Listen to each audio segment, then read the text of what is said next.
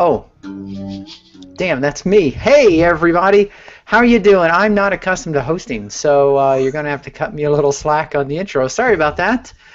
But I do want to welcome you to What Drives Us, episode 195, recorded on Wednesday, July 27th.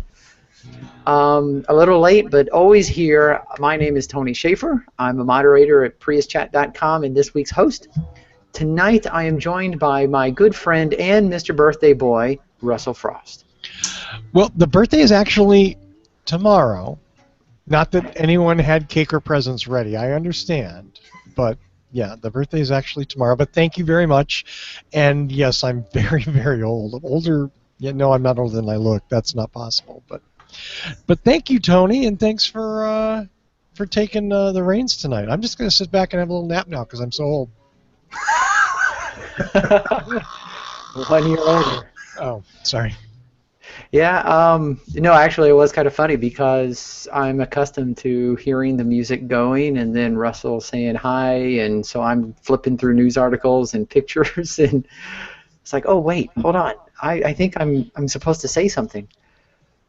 So we do have another really good show lined up, hopefully. Russell and I are joined by our most favorite panelist this week. He's the head of the Waterloo Region Voltec Group. He's our resident Chevy Volt expert and plug-in enthusiast. He is Mr. Mark Coughlin. Greetings, everyone, from the Great White North, and boy, is it hot this week. No snow in sight. I just want to point out Mark Coughlin's fine new do. That's all I'm saying. Mark's obviously shooting for the best-looking person on What Drives Us this week, because that's a pretty low bar to set right there. Yeah. I didn't know there was even an award for that, but okay. There is, and you won it this week, Mark. I have to admit, the show looked a lot better before we went video. Yeah, I agree. Yeah, that's hands down. Yeah, I think it was my mother that told me I had a face made for radio, and I was like, wow, thanks. Yeah. Well, what are you gonna do? You know, you don't get to pick your parents. No, you don't.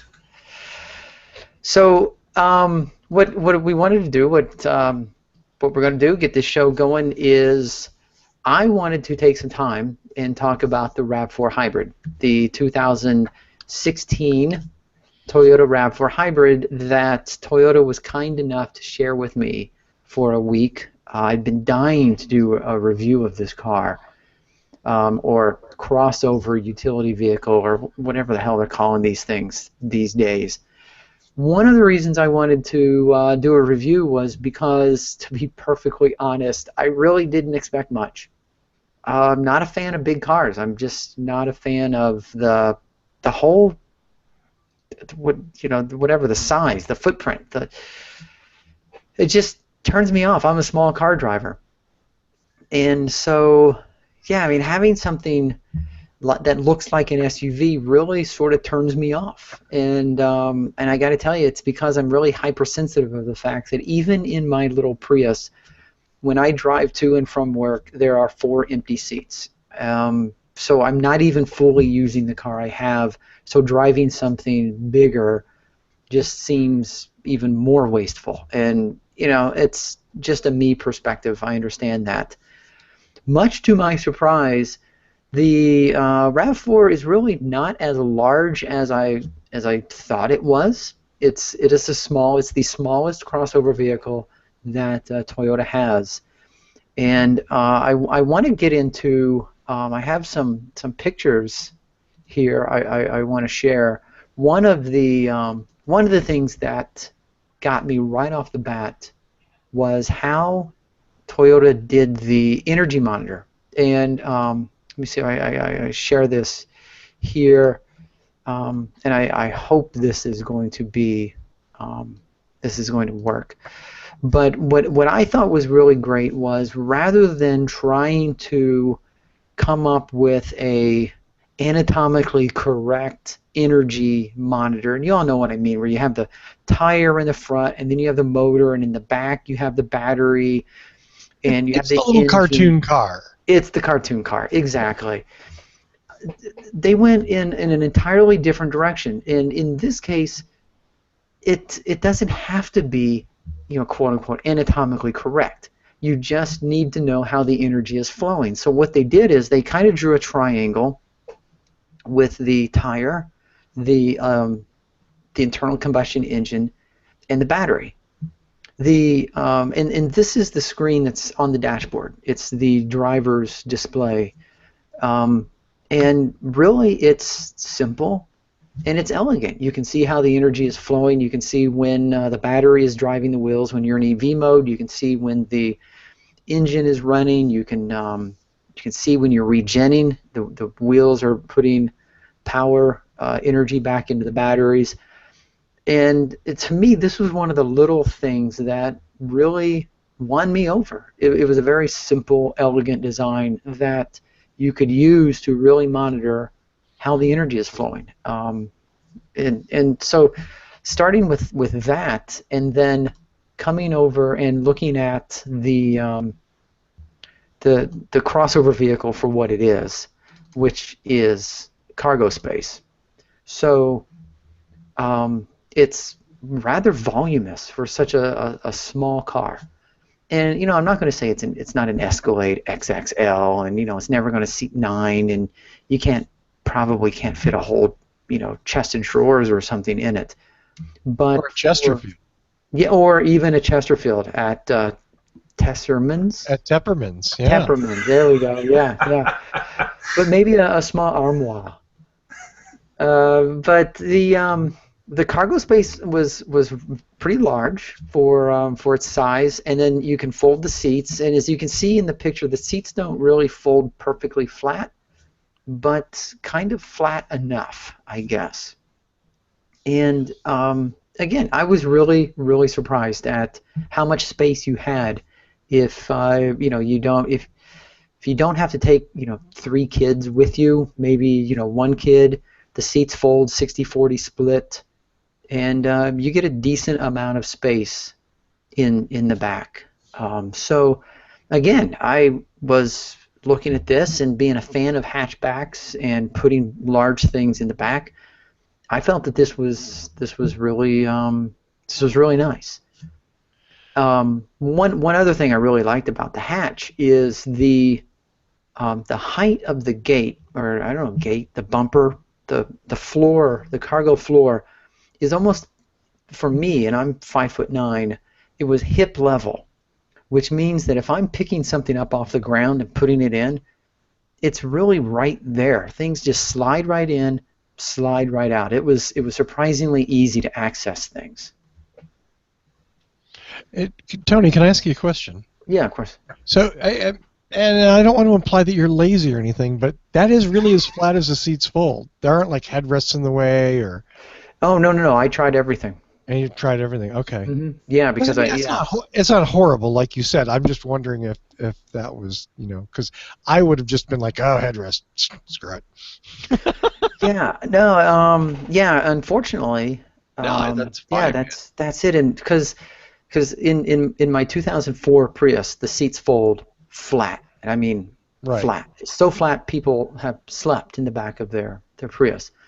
In the 2016, in the Gen 4, the seats are more like this, where it's angled, and they don't come down as flat. I don't know if this is like the new thing, but I just don't see seats going as flat as they used to, and I can't really explain that. It's the new thing. Yeah, too many people are sleeping while they're driving. Right. Have to change it. Mm-hmm.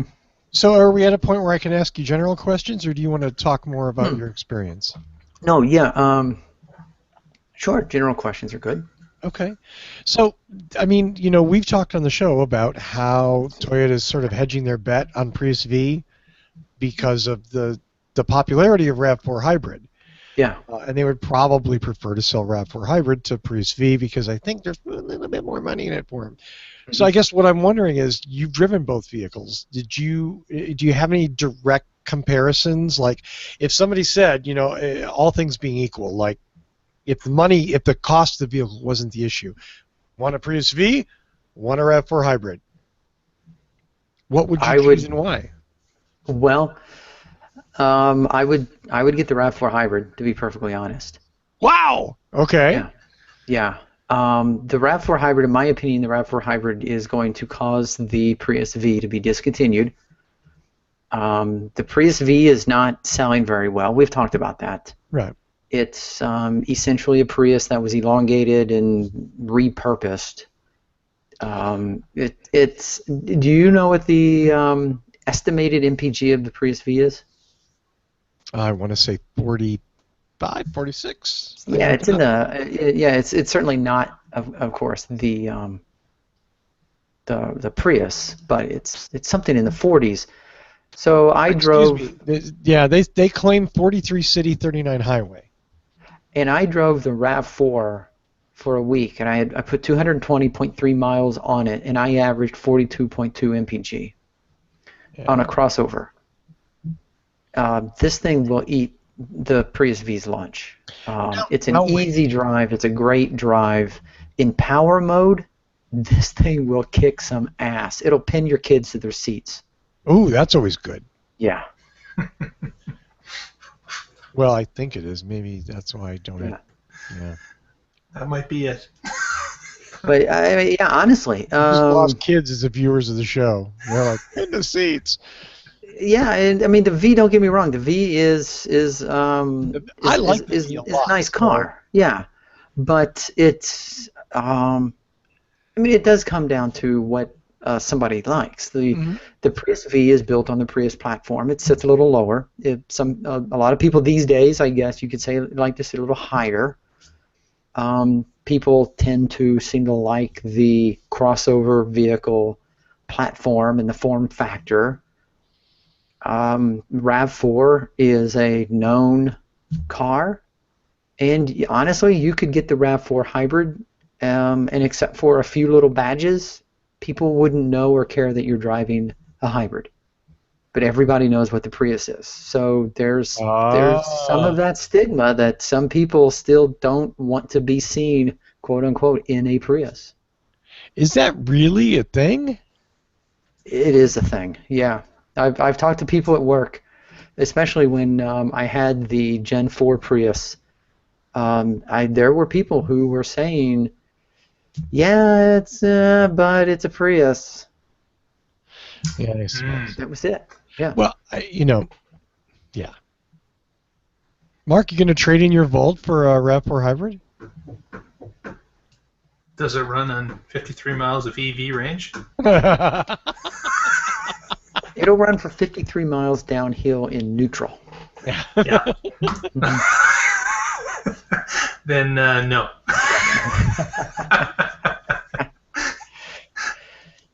Yeah. The things, and of course they haven't even really gotten into the the hybrid part except for the displays, but just on the vehicle for vehicle's sake, there were a lot of things about the RAV4 that really just surprised me. Again, I have to say surprised me because I didn't expect much. I don't know what I expected, but I expected my past experience with SUVs a long time ago when they were still built on the truck chassis and they drove like tanks and steering was tough and they handled really bad. This thing, I mean, from the very beginning, the first time I drove it, it just reminded me of a sedan. Turns really easy, accelerates great. The power coming out of corners, oh my God, really surprised me. So with the Prius compared to the RAV4, ride-wise, just as smooth, just as silky. There's no difference really that you felt. Well, definitely the Gen 4 Prius is.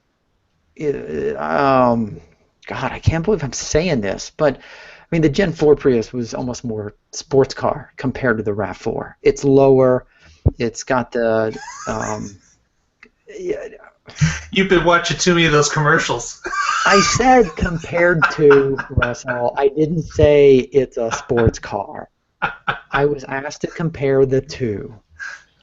You know, everyone on this show is allowed to have their own opinion. Yes, and that's a good thing because nobody agrees with you. No. It's just because again, I had the Gen 4 again just at the beginning of the month, and I honestly I forgot how much I enjoyed driving that car. So I had the Gen 4 before the RAV4, and then I got the Gen 4 again, and yeah, I mean the RAV4 reminded me sort of a sedan, sits higher, easy to get into and out of, but the Gen 4 Prius, it's lower. The center of gravity is lower. Because of the way they do the spot welding, it's tighter. It just handles better. So it's kind of hard comparing the two. So out of joy of driving though, the Gen 4 or the RAV4? Russell said the Prius V, but between the Gen 4 and the RAV, what do you think? I got to tell go you, one way or the other. I got to tell you, I think the Gen 4 is a great car. They're both great cars. The Gen 4, to me, the one I had most recently was a Model 4 Touring, and so it had the Softex seats, the sort of the leatherish seats, and the seats they literally felt hard to me. I'm not accustomed to the leather seats, and yeah, You're still not accustomed. You're in Softex. yeah, I mean, I have fabric now, and it's really soft, and I can sink in it. And then I sat in the Softex thing, and it just felt really hard and rigid. And if I had to just drive to work and back, the Prius is fine. If I had to take a long, all-day cross-country drive, it would be the RAV4. Really Tony, would. your Hypermiler card? Just that's Hey. it. It's gone. It's over. Nope. I disagree. Cooper made the same point, and he really liked, not the same point, but a similar point, in that the thing that he really liked about the RAV4 was that the RAV4 gave him better MPG than most people expected it. The Prius V underdelivered and gave him worse MPG than he would expect from a Prius, and all things being unequal, he'd rather cruise around in the RAV4. And I don't... makes sense to me. Yeah, because there's another thing that Toyota did with the RAV4, and that is the what they call all-wheel drive AWDI. That they have an electric motor in the back wheels that is completely independent to the electric motor driving the front wheels. Now, as far as powering the back wheels, the back motor only kicks in if the front wheel starts slipping, and that's the all-wheel drive I, what they call the intelligent all-wheel drive. So you don't have to push a button, turn it on, or anything. It's there to help you. Allegedly, you won't even notice when it kicked in to keep you going. It's supposed to be that fast that when the front wheels start slipping, the back wheels keep you going. But when it comes to regeneration, that back motor is spun by the back wheels, so you get, in essence, double the regenerative energy going back into the battery. And I noticed that the battery will recharge considerably faster compared to the Prius that I was driving in my 2004, which is probably a bad benchmark because it's a decade old, but and I'm not saying it's worn out, just technology is different. But yeah, I didn't feel the regen. It wasn't a very aggressive, regen. I didn't feel the drag, but I could definitely tell that having two motors allowed for a much faster regen, and that, you put more energy back into your battery, you're going to have it on the next segment of your drive, you're going to get better mileage, and that's where the RAV4 really delivers. And again, I want to make it clear, I'm not saying that the RAV4 gets better mileage than the Prius. There's no way. But compared to what you would expect from a car in that segment, yeah, it's the Prius of the crossovers. It's setting the mileage bar. Sure. Sure, absolutely. I don't know that there's another crossover that does as well. Yeah. I'm thinking here really quick. There isn't one. There's not. There's really not. And Toyota carried things over, of course, from like the Prius and other cars. I mean, there's EV mode, eco mode, sport mode. So if you really are worried about your mileage and you really want to eke it out and you're just driving around town, you can put it into eco mode, and you get a softer touch, the pedal to Right. to the impact. But EV mode, of course, is great for just moving it around. It's not an electric vehicle, so you're not going to get 43 miles on that. Sorry, Mark. 53. 53. You're not even going to get 43. So 53 is You're not even going to get 13. But like I said, the sport mode really is sport mode. Surprisingly, the one thing that really bothered me about those buttons is what I noticed. They're low and under the center console. So unlike and I got to think, I think it was the Gen 3 Prius, the 2010 to 2015, the buttons were pretty easy to reach. So if you need to get on an on-ramp, you hit power mode and boom, you're merged. And when you're done, you just turn it off. With the RAV4 hybrid, the buttons, you kind of have to lean forward, reach down, look, and find it to push the buttons and make sure that you're pushing sport, which is right next to eco. Imagine your surprise if you're merging and you accidentally push eco. So, I mean, having those buttons so low and out of the way really means you better plan if you're, there's, you know what I mean? There's no rapid, I need sport right now. Right. Practice in your driveway, kids. I swear the RAV4 EV was the same way. Because for some reason I seem to recall pushing the sport and traction control buttons for the driver of my particular RAV4 EV. Yeah, I wouldn't be surprised. That's interesting. Bury those. It's definitely buried. It's down there. You really have to know where they are. And like I said, you have to lean forward, which puts you right next to the steering wheel, and you have to reach down with your right hand, and you have to take your eyes off of the wheel to push, or take your eyes off the road to push the button. It's very. I always thought it was crazy that Toyota put those buttons on the console anyway. Those are steering wheel controls. They should be that way on every car that has those modes. The idea of like looking away and putting reaching down here, it doesn't make sense to me. It should be on the steering wheel or maybe it should be on the steering wheel. I can agree with that. When I want it there, but I ended up not really, pushing the buttons very often.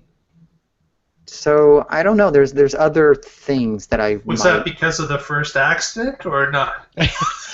Well, yes. No.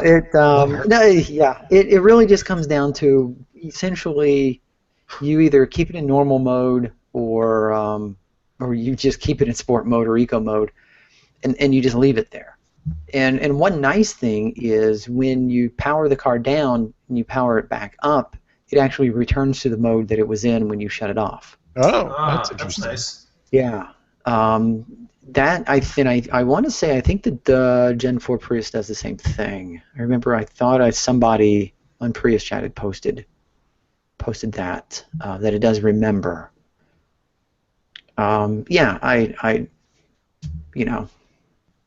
But there was one more thing, and I'm easy to annoy. It turns out. One of the things that bothered me, and I'm going to try and find to do a screen share of this, but it turns out I don't have it open, so I'm not. Oh, don't do it. Yeah.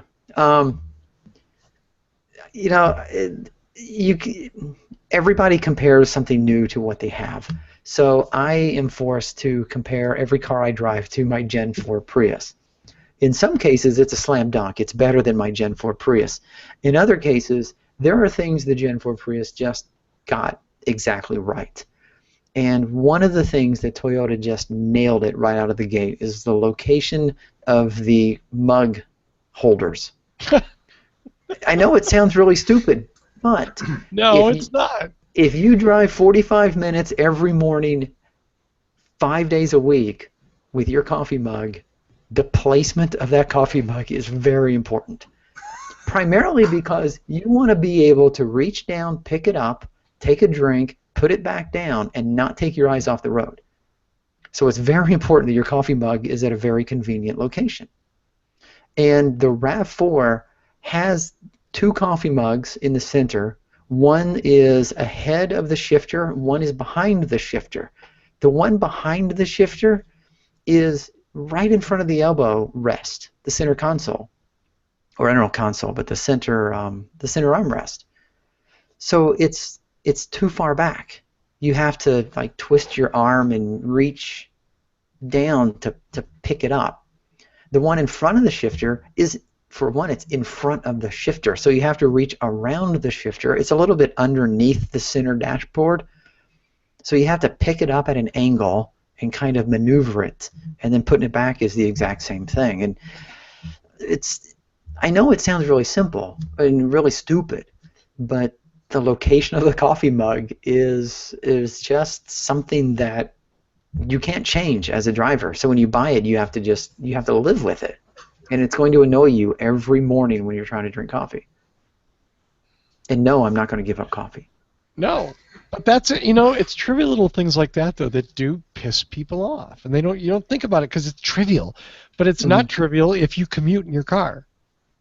Yeah, and I mean, I know I mentioned just the location of of where they are and reaching your coffee in the morning and your morning commute, but I mean, it's just as difficult on your evening commute getting your beer. It's really hard to find it, and then of course it gets worse as the drive goes on. That's Tony's RAV4 hybrid. So Tony, they don't have like a drink holder in the side of the door? Well, yeah, they've got the bottle holders, down in the door, but you can't switch to one of those different type of thermal coffee mug holders. Oh yeah. Yeah, but with the screw top in the stuff. Sorry, didn't mean to suggest that. Driving is hard enough. Okay. I would have to unscrew something, and then no. Don't we have some news this week? Oh, I'm sorry. Did I say that out loud? That was inner narrative leaking out. I'm sorry. I have one more screen share. I know I'm not the host, so. Yeah. One more screen share, and this is what I really liked. So of course the RAV4 hybrid shares parts with the conventional RAV4, and so here's a picture of the center the dash for the driver, and of course you have the speedometer and the fuel gauge over on the right, and you have the information screen in the middle. On the left side, the conventional RAV4 has the tachometer, but the hybrid has the charge gauge, the eco gauge, and it took me a little bit to figure out what exactly this thing was showing. Yeah. Once I understood it, that is, again, just like I said with the display, that is an elegant, easy to understand, very minimalist but powerful gauge. So the way it works is when you start out and let's say you're driving at a slow speed and you're in EV mode, the dial is between the 9 o'clock, where it is now, that's its resting position, and right up to the Eco. That's your EV range. Now, above the Eco, and you probably can't really see it on the screen, but it has a little tint of green for the first little bit. And even when the motor, the gasoline engine, is running, it's running in an efficient state. So you can kick it out of EV, but still be running efficiently.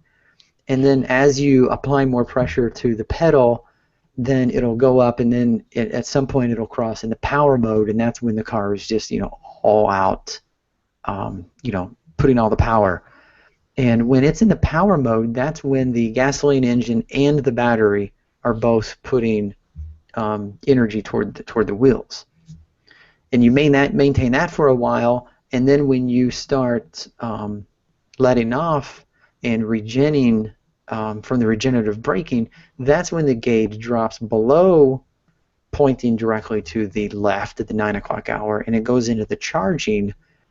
And this is where you can see that as you apply your brake during the regenerative part, it goes down into, and you can see that you're getting more and more charging as you're applying the brakes. It's a really bad description of this gauge, but it's like I said, once the driver gets a feel for how this gauge works, it's really powerful in the amount of information on how you're actually working the pedals and driving the car. It teaches you essentially how to drive it more efficiently. It's I swear that's ripped right out of the 2007 Camry Hybrid. And it might be. I haven't driven the Camry Hybrid. It has something like that, and I thought, after having a Prius, I thought, oh, that's very odd. And then I get in there and I go, okay, I get it. I mean, again, they're bridging technologies. I think the idea with the RAV4 is that, again, probably not another hybrid owner. They're probably looking at someone who had a gas SUV, so this is going to help them ease into that technology rather than putting a bunch of flashy graphs or stuff.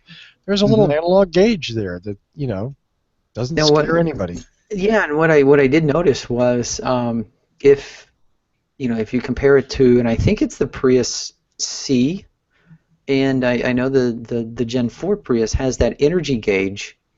Is that what it was called? And then it also has the coach and the dots. You drove a C for a while, didn't you, Russell? I'm sorry? Did you drive a Prius C for a while?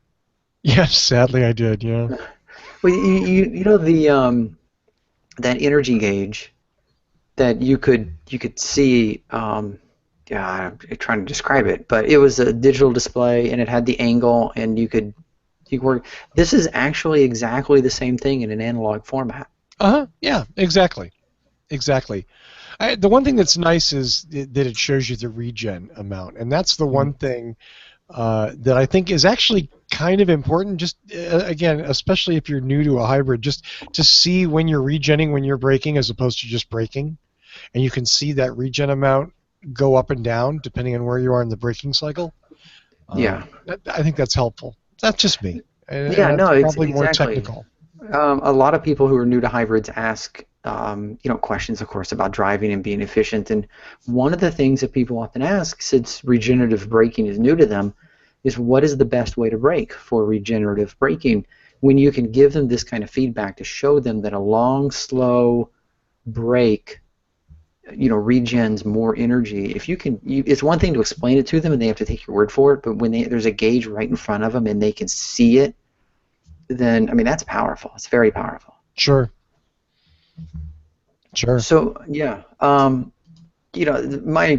overall review is that I absolutely loved the RAV4 hybrid. I really did. I surprised myself how much I enjoyed it. The full review is on our What Drives Us, whatdrives.us page. In the upper right, there's in the green navigation bar, there's a link called Reviews, where you can find my full review of the RAV4, some additional pictures, and other reviews like my review for the Avalon hybrid, and let's see what else, the Toyota Corolla, the John B. And very soon, my review of the 4th generation Prius, and Tony's review of 4th generation Prius. Let's not make promises we can't keep. Oh, that's true. Okay. my 4th gen Prius is on Prius Chat. Oh, is that where it is? I'm sorry. PriusChat.com/Tony's 4th generation? No, I don't know. Yeah. Fair enough, sir. Yeah. So that's it. I ended up after, like I said, 220 miles, 42 miles per gallon, which is pretty damn impressive. Very. Better than what they posted it at. Yes. Yeah. I really do think that they aimed low.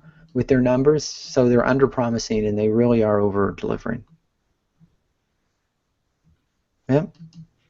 Well, there you go. So that's it for me. I am really, really tired of talking, to be perfectly honest. And I was hoping that Mark would have something to talk about. I got something. Woohoo. The U.S. Federal Highway Administration has invited state and local officials to nominate routes to be designed as designated as electric vehicle charging corridors throughout the multiple states. And what's interesting here is that they're asking, basically the states to submit routes that they feel would be good following highways, no local roads, to place EV charging structure along the roads. With not just it being EV, they've also have thrown in that there could be propane, natural gas, and the ever popular hydrogen. So this is a multi, I guess, faceted solution. They're trying to say if we can set up these different stations along popular routes, have all the different types of charging abilities as well as fuel abilities, it will future-proof it so we don't have to do it again.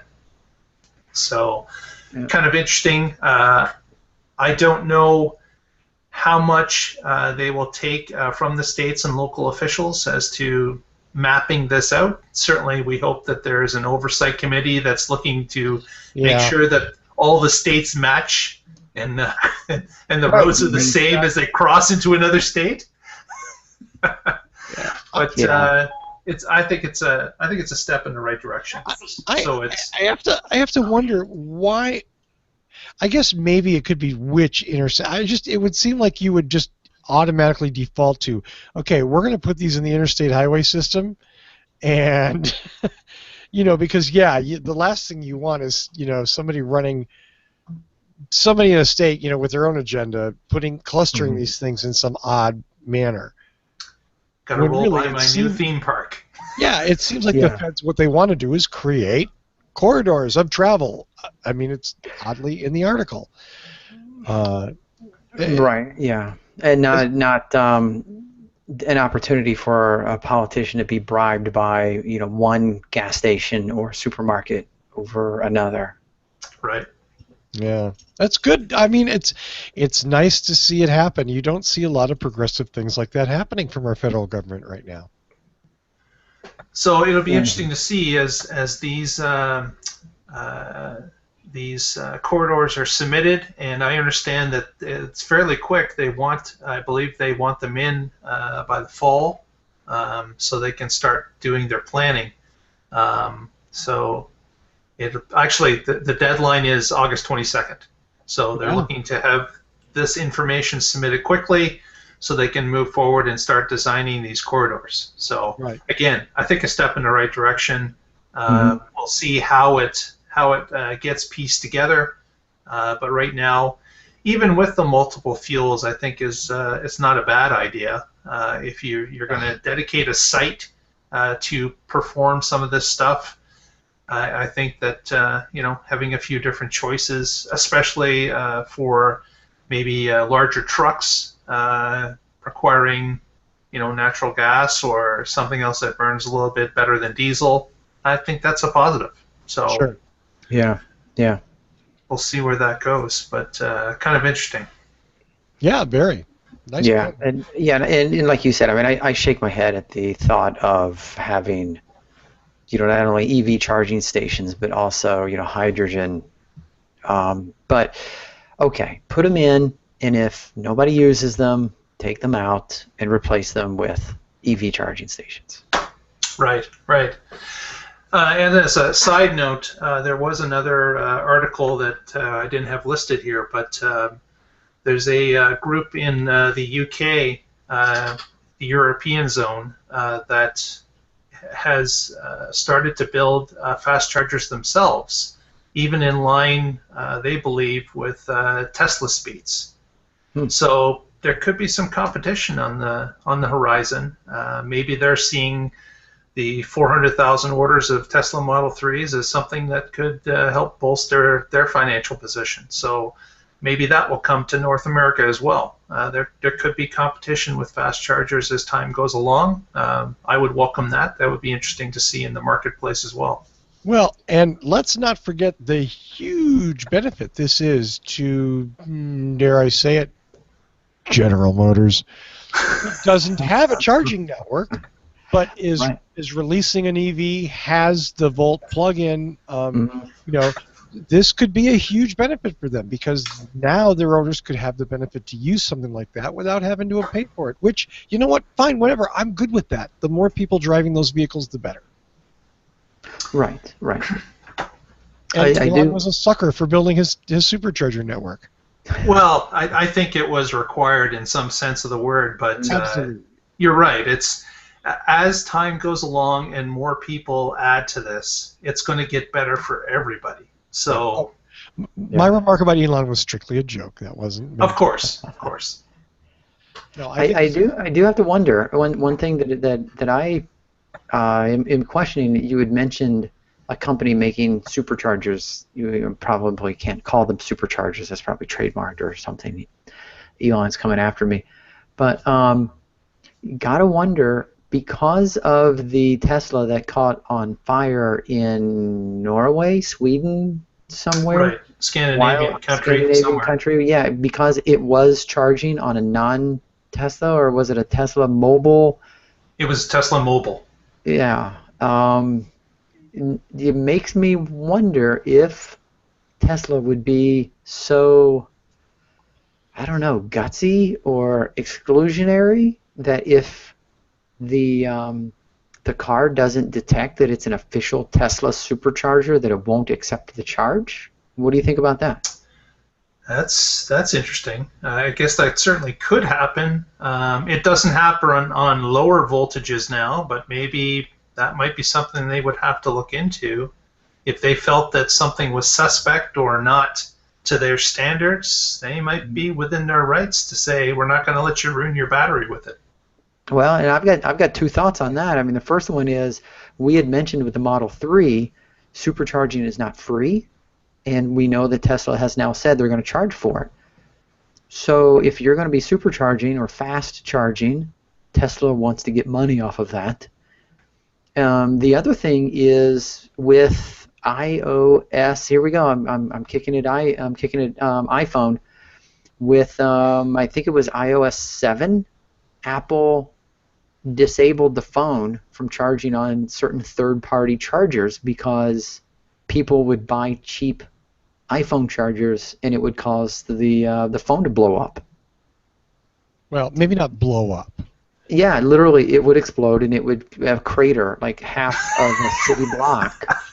You didn't hear about this? No, okay, that's news to me.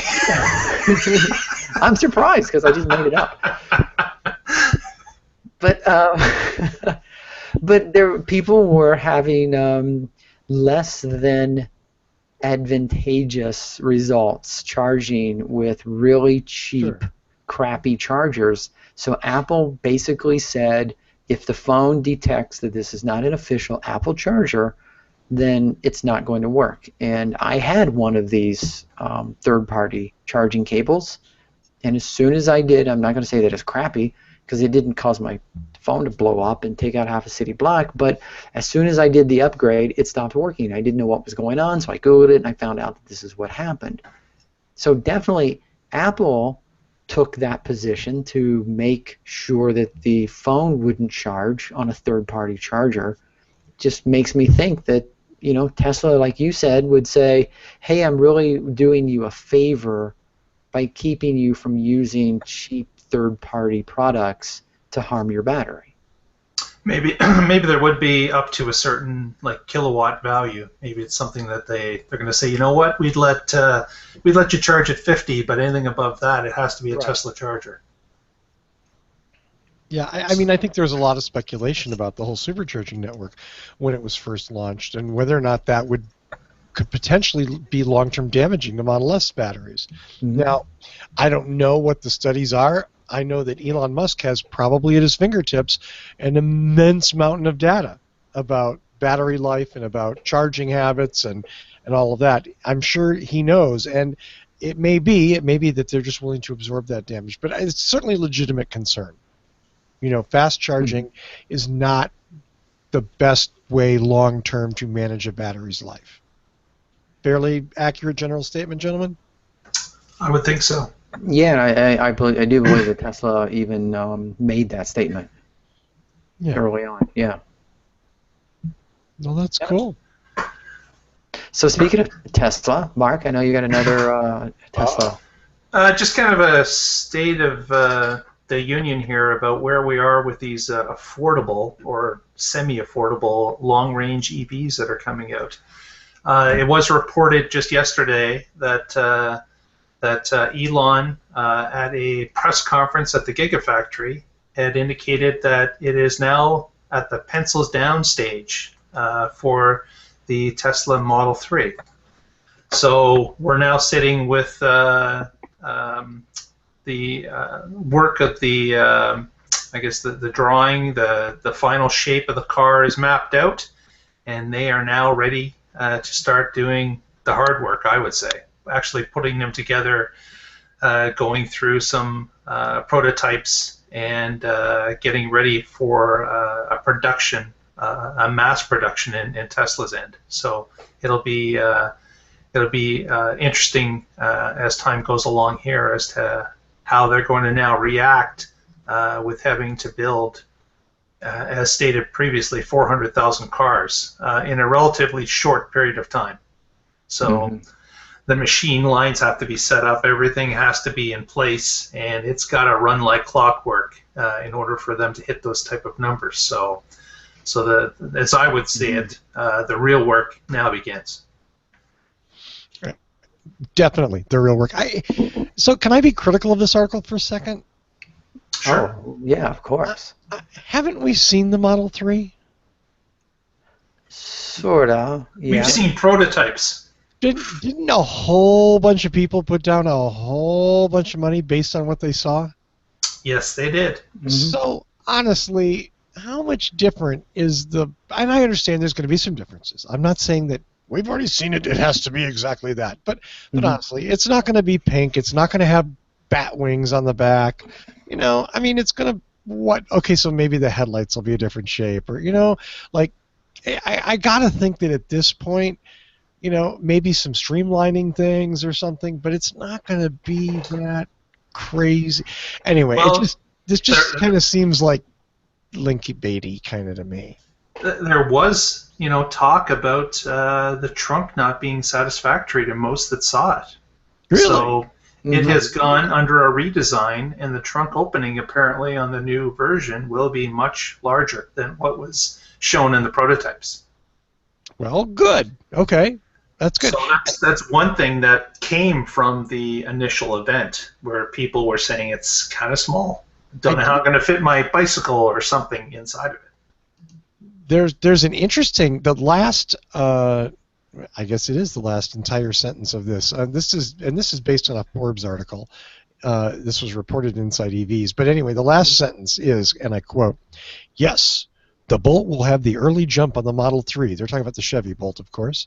But we still firmly believe that when the 3 arrives, it will absolutely dominate the affordable long-range electric car segment. So while Chevrolet may have a leg up for a year or so, Tesla will still come out on top." I'm not even going to argue against that, but I am going to point out that there's absolutely no evidence that that's, you know what I mean? Like, the Bolt could come out and be a monster.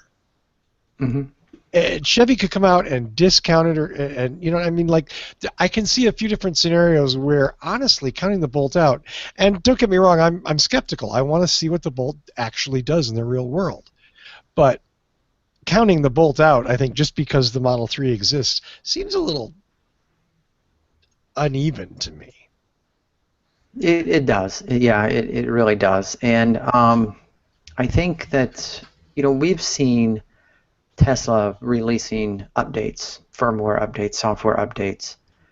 And I do believe that most of the early Model 3, the Model S owners, and now the Model X owners sort of expect that there's going to be updates and there's going to be tweaks and there's going to be a few changes. But when you're producing 400,000 cars a year for the mass market, these people are expecting a refined, finished car. Any other car that they could go to a dealership and they could buy for 30,000, 35,000 doesn't require monthly software updates. And I think that's what people are going to expect. So like Mark said, yeah, they're going to be expected to spit out a lot of cars, and they're going to be expected to work exactly as advertised from day one, because a lot of these owners are not going to be able to tolerate all these updates. These aren't the early adapters. This is now mainstream, and it's a completely different population. And a lot of the people that will be purchasing this car, it will be their only car. So they won't have something to fall back upon if something goes wrong or it has to sit in the shop for a week. It's not going to work for the common Joe. But it has to. That's the whole point, isn't it?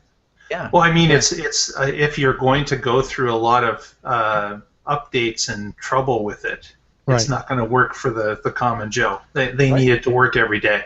Yes. It has to be as reliable as a gas car. Yeah. And on the other end, the Bolt is being released, they say, in October. It is now, there's a small army of them in southern Michigan as they're being spread out and used with employees. And from all accounts, things seem to be going well. So it looks like they are going to roll it out as expected. And they, like I said in the article, they're going to get about a year, maybe a year and a half head start.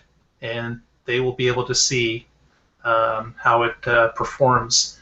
And if it's anything like the Volt, I see a bright future for it. It's for reliability. The cars, they seem to have done a good job. GM has with making sure that the issues are out of the car before it's released to the public.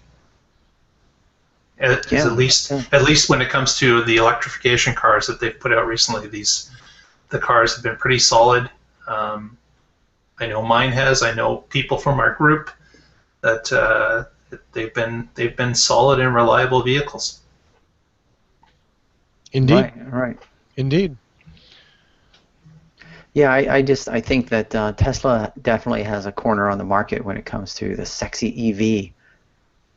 But people could have said the same thing when the iPhone was released. Apple has this sexy smartphone, but after a while, the sexiness, I have to have the sexy iPhone, sort of wore off, and people said, no, I just need a good, reliable, durable smartphone, regardless of who makes it.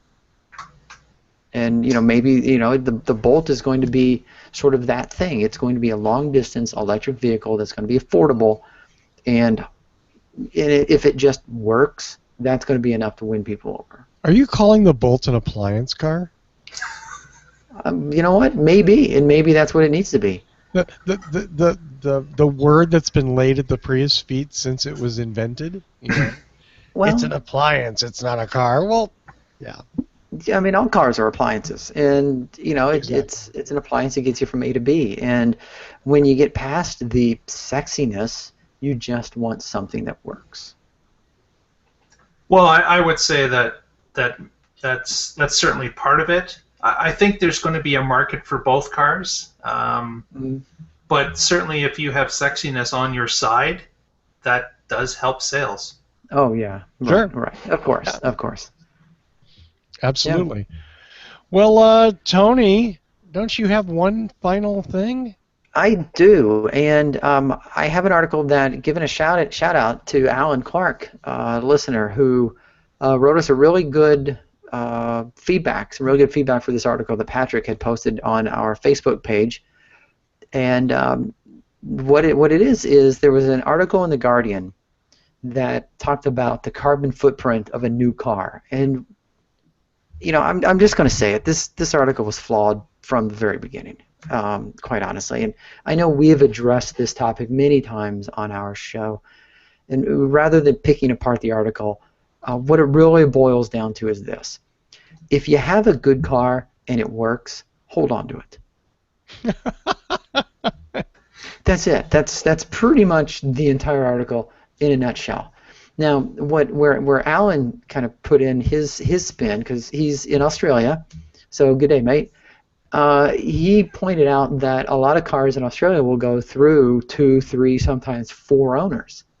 So that really good, efficient car that you have now that might be pushing 100,000 miles, if you trade it in, it gets picked up by somebody who's getting rid of a less efficient car, and they're buying your efficient car, whereas you're going off and buying an even more efficient car.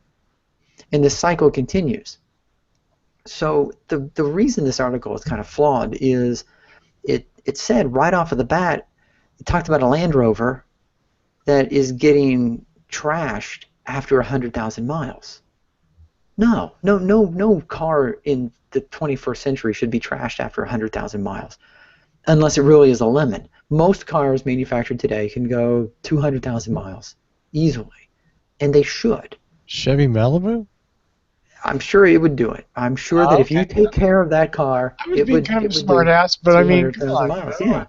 No, I bet it would. Dodge Avenger. And by the time it gets to where you're trading it in, the resale value has dropped. Even the dealer selling it, the price has dropped enough that someone who's driving a gas guzzler, crappy 20-year-old car is going to get rid of their 20-year-old car and buy your 10-year-old car. That's how the cycle should go. That's how we get these clunkers off of the road. And that's my take on this article and why I think it was flawed, because their argument was when you're done with a car, it gets trashed. And then all of the effort that goes into manufacturing its replacement is just, extra pollution and energy, and they talk about the ripples that go out because of manufacturing a car. Right. Yeah. Here's number one. I want to thank Eric Torstensen for a nice 3-paragraph response on the Facebook page to this article when it was posted. It's a very thoughtful response, and it's frankly, I've seen a million of these over the years, because it used to be the old, that was the argument against the Prius. The Prius was an ecological nightmare because of what it took to produce. The problem, one of the other problems that I don't think we do discuss at all with that sort of well to wheels or dust to dipshits or whatever it is that we also pay humans to build cars. And that's part of the economic engine that gives people jobs. And I think when we ignore that, we're not, how do I say it? I mean, we're not punching out like widgets that are going to get thrown into a landfill and you know what I mean? Like these aren't robotic things. These are jobs that employ a lot of people. So when I think we just break it down to this sort of numerical analysis, we also lose the fact that we need to hire people. We need to pay people to do something. And I just assumed they were making trains or something else, but they're not. So am I bummed that people are making cars? I want to make them as efficiently as possible and reuse as much material as we can and generate the least amount of garbage and see that these factories are efficient. But I don't think it's just a matter of quantifying the pieces and weighing them out and going, there's 16 pounds of aluminum and that costs X and that took X to produce. There's other things involved. Yeah, it's the whole picture, right? It's not just one facet of it. There are other economic factors that are linked to all of it, which makes money for the manufacturer. It makes money for the workers, who in turn spend the money in local communities. So it's all connected. It's a really large picture. Yeah, and it's very complex. Things like this are from my, just like I used to, like again, I used to see these things on the Prius all the time. Blah blah blah. The Prius, this, and at some level there were always some major flaw. There was always some major, like, oh well, as it turns out, nickel isn't mined in a moon-like hellscape in Canada. Nickel is mined somewhere else. And yes, it has an impact on the environment, but it's not the most lethal thing that humans have ever done. Or lithium or whatever it is. There's always some assumption in there that turns out not to be so much true. Yeah, and you think the Prius is bad, you should see how detrimental the Volt is to the environment. Now you're just baiting him, aren't you? I am, as a matter of fact. I am. You know how many children they have to kill to build each Volt? Exactly. I heard 3. It's uncountable. That many. Yes. It's uncountable. Nice. There goes the Chevy sponsorship. I'm going out to buy another one. Yeah. Art Goglin hates kids. Yeah. Pro Volt, anti-kid. Good one. It's an interesting discussion. The good part of this is that it's a good discussion to have. It's good for us, and I wish we would look at it for lots of things, not just Apple smartphones and advanced tech cars. I wish we would look at it for Ford F-150s and for a lot of things that we buy and consume, and in some cases maybe don't need the way they're produced. It's a conversation we should have about a lot of things. Yeah, the whole disposable, the disposable lifestyle that I see so much here in the United States. Aluminum, perfect example. When I see an aluminum can in the trash, I don't cry anymore, but it definitely makes me sad because aluminum, of course, is infinitely recyclable and easily recyclable, and plastic goes into landfills or the Pacific Ocean, whichever. This whole thing of buying something, throwing it away, and it just ruins the environment while the environment is being ruined to create new ones to replace it. Yeah, that is definitely a good conversation to have. But I certainly think that picking apart the automobile industry to make your point is pretty weak. Yeah. Yeah, there are a lot of things that are bad, and which isn't defending the auto industry. It's just saying let's keep this in perspective. Yeah, exactly. Or let's improve what we can. Mm-hmm. Yeah, right. And there are definitely improvements we can make manufacturing, and that doesn't involve more robots. A lot of times, it might involve more people. I hope. Right, or robots eating people. It could happen. And on that note, let's move on to some shout-outs. Mark, any robot eating people that... I have not seen a robot around here lately, so... Oh, I was supposed to do my shout-outs first, aren't I? Are you? I'm not sticking to the script. Yeah, no. Well, I'll do mine. Yeah. Hey, my name's Russell Frost. I have a little site. It's down there, called PriusOwnersGroup.com. If you own a Prius or you're interested in them, I post interesting news articles and have my own special brand of commentary there. It's not a forum. I don't really care if you want to post your opinion. It's just a place for me to blather on. And if you're interested, I think I post some fun stuff there. So that's it. Thanks, Tony. Yeah. I was trying to get past that, but thanks for putting that in there. Now we'll go on to Mark, our Canadian friend. Still no robots, but what we'll do is wanted to say hello to the Waterloo Regional Volt Tech Group. If you have interest in volts or have a volt, please join our Twitter feed at WR Voltech. Also, shout out to Tappermans, who we're getting together with tomorrow. See if we can get Russell that Chesterfield. For my birthday. Can you get me a Chesterfield for my birthday? Tomorrow is my birthday. Tomorrow, so you have to be up here to pick it up. So if you leave right now, you might be able to make it. If I left right now in a plane. Yeah. So we're opening up a charger at Tupperman's tomorrow, and we'll see if we can post maybe a quick Periscope live of the event. We'll see how that Nice. works. Yeah, that'd be Nice. great. Very cool. Follow us on Twitter, and you can watch the live event unfold. There you And go. Russell's couch be demoed. At WR Voltec. Yes. Absolutely. Well, I'm going to do the obligatory. If you own a Prius and you need accessories or fun stuff for your car, be sure to visit the Prius shop for all your accessory needs. You can find it at priuschat.com/shop. That's priuschat.com/shop. Every item sold at the Prius shop has been inspected and tested by Danny Cooper's young children. PriusChat.com/shop. All those offspring of Danny's not only need workman's compensation insurance and medical care, they need all of your money, so please buy your Prius accessories there. I understand the new shipment of visor mitts are on the way. Yes, yes.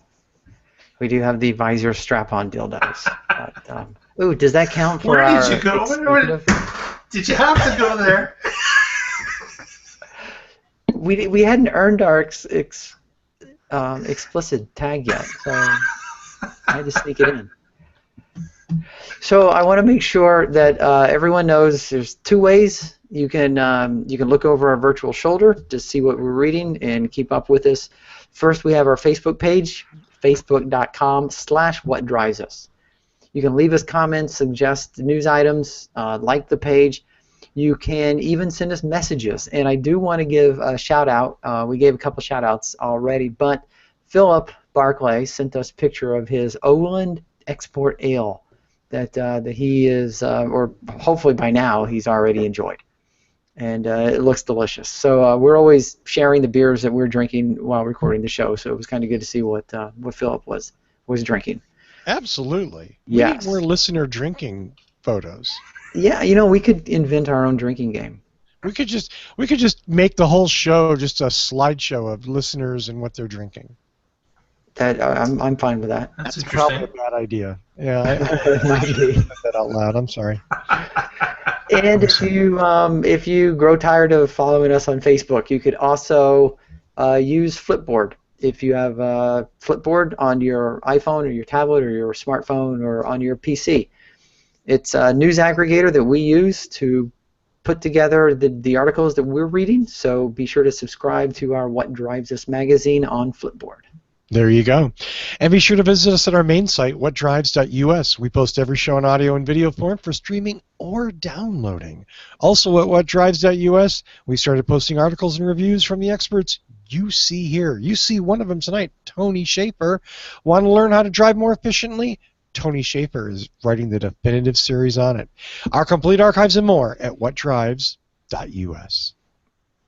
And if you want to keep up and make sure you never miss a show, make sure you subscribe on Stitcher, Slacker, YouTube, Google Play, and iTunes. Apple needs more hits. Maybe you can download from all of them. That would be great.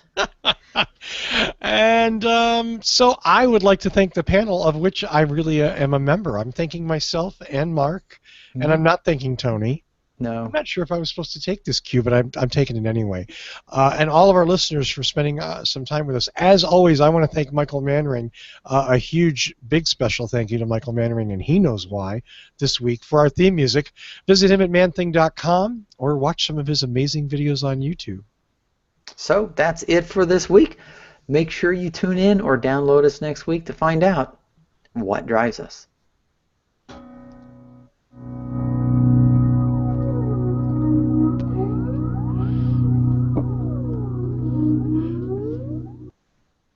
See ya. See ya.